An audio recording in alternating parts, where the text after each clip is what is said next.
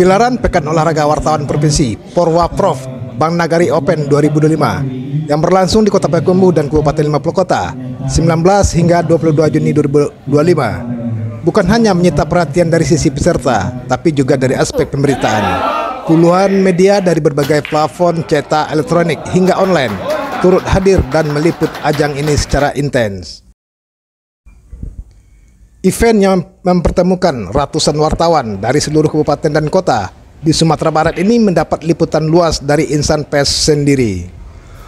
Porwaprov tahun ini mempertandingkan 7 cabang, yaitu sepak bola, bulu tangkis, tenis meja, biliar, domino, lomba karya tulis jurnalistik, dan lomba foto jurnalistik. Seluruh pertandingan dipusatkan di beberapa lokasi strategis di Payakumbuh dan 50 kota yang telah disiapkan panitia dengan fasilitas pendukung yang memadai.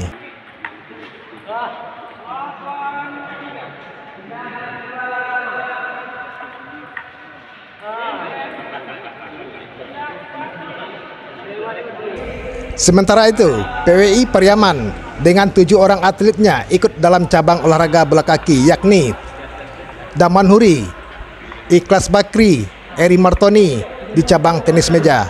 Sementara Safel Suger, Agamudin, Samsul Bahari di cabang biliar.